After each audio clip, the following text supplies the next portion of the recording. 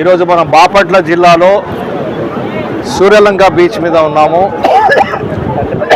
గౌరవనీయులు బాపట్ల నియోజకవర్గ ఎమ్మెల్యే గారు వెంకటేశ్వర నరేంద్ర వర్మ గారు, బాపట్ల జిల్లా కలెక్టర్ గారు డాక్టర్ వి వినోద్ కుమార్ గారు, మేము ముగ్గురము ఇక్కడ జరుగుతున్న పనులు ఎలా ఉన్నాయి సూర్యలంక ప్రాజెక్టులో, ఇక్కడ వచ్చే పర్యాటకులకి ఎటువంటి వసతులు కావాలి అవన్నీ ఇన్స్పెక్షన్ చేసి ఇక్కడ విషయాలు గ్రహించి మళ్ళీ తదుపరి కార్యక్రమం ఏం చేయాలని డిస్కస్ చేస్తూ వచ్చాం.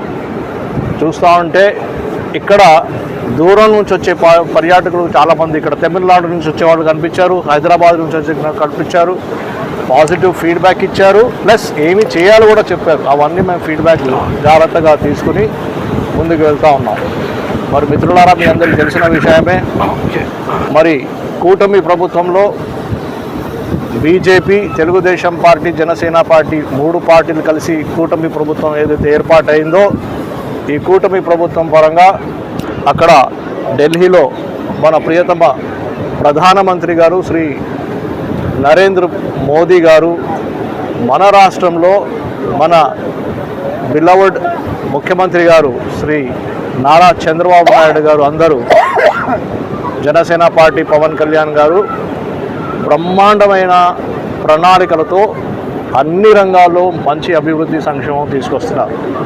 ముఖ్యంగా టూరిజం సెక్టర్కి చూస్తే ఈరోజు మనం చూస్తున్నాం, ఎన్నో సంవత్సరాల నుంచి ఎటువంటి అభివృద్ధి లేని సూర్యలంక బీచ్, బాపట్లలో ఉన్న సూర్యలంక చీరాల ప్రాంతంలో టూరిజంని పెంచాలని ఒక ప్రణాళిక పోయిన సంవత్సరమే తయారు చేశాం.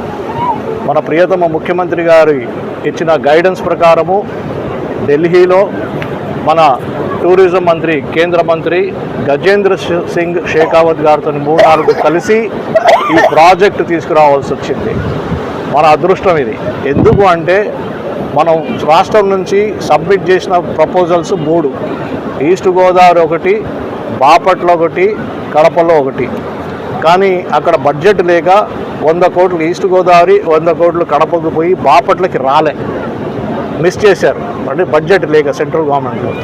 మళ్ళీ నేను పోయి పదే మంత్రి గారితో మాట్లాడి మా కాన్స్టిట్యున్సీ కూడా కొంచెం చేయండి, మళ్ళీ ముఖ్యమంత్రి గారితో మాట్లాడించి మన సూర్యలంక ప్రాజెక్టు కూడా 97.52 కోట్ల రూపాయల గ్రాంట్ తీసుకొచ్చాము. ఆ గ్రాంట్ ప్రకారము మన ఆంధ్రప్రదేశ్ టూరిజం డెవలప్మెంట్ కార్పొరేషన్ వారు, అక్కడ special chief secretary tourism Ajay Jain గారు, అక్కడ VCMD అమర్పాలి గారు చాలా కష్టపడి చాలా మంచి ప్లాన్ తయారు చేసి కన్సల్టెంట్స్తో కూర్చొని మన కలెక్టర్ గారితో కూడా కూర్చొని మాట్లాడి ఏ విధంగా డెవలప్ చేస్తే బాగుంటుంది ఒక ప్లాన్ చేశారు. ఆ ప్లాన్ ప్రకారంగా కన్స్ట్రక్షన్ కూడా స్టార్ట్ అయింది. ప్రతి నెల నేను ఢిల్లీ నుంచి వచ్చినప్పుడల్లా ఇన్స్పెక్షన్ చేస్తున్నాను. ముందు ఐ వాజ్ నాట్ హ్యాపీ, ఇప్పుడు కొంచెం ఇంప్రూవ్మెంట్ అయింది. కానీ అది సరిపోదు. ఎందుకంటే మనం డబ్బులు తెచ్చినప్పుడు 31 మార్చ్ 2026 కల్లా కంప్లీట్ చేస్తామనే కండిషన్తో నేను తీసుకొచ్చాను ఈ అమౌంట్.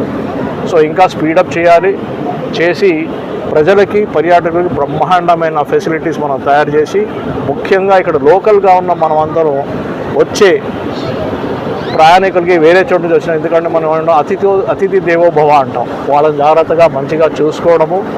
ప్లస్ ఇవన్నీ చేస్తున్నది ఎందుకు అంటే మనకి ఎంప్లాయ్మెంట్ వస్తుంది, ఇక్కడ ఎకానమీ పెరుగుతుంది. కాబట్టి మనము మన మహిళలకి, స్త్రీలకి, యువకులకి మంచి ఉపాధి అవకాశాలు కలగాలని ఈ మంచి స్టెప్స్ తీసుకున్నాము. అదేవిధంగా ముద్రా బ్యాంక్ లోన్స్, మిగతా ల్యాండ్స్, స్వానిధి ఇవన్నీ తీసుకుని కూడా మన వాళ్ళంతా ముందుకు పోవాలా. ప్రతి కుటుంబంలో ఒక నవ్వు, సంతోషం కనిపించాలా. P4 కాన్సెప్ట్ కూడా మన ముఖ్యమంత్రి గారు చెప్పారు. కాబట్టి ఇవన్నీ కన్వర్జెన్స్ చేసి తీసుకొస్తూ కలెక్టర్ గారి టీం బాగుంది. ఆ టీం కూడా మంచిగా వర్కౌట్ చేసి ముఖ్యమంత్రి గారి ఆదేశాల మేరకు ఏవైతే మన స్పిరిట్ ఉందో అవన్నీ ముందుకు తీసుకెళ్తారని నాకు చాలా నమ్మకం ఉంది. వండర్ఫుల్ టీం పనిచేస్తున్నాము. అందుకే మేము ముగ్గురం కలిసి వచ్చి ఒకసారి ఇన్స్పెక్షన్ చేసి ఇంకా వేగంగా ముందుకు తీసుకెళ్ళాలని వచ్చాము.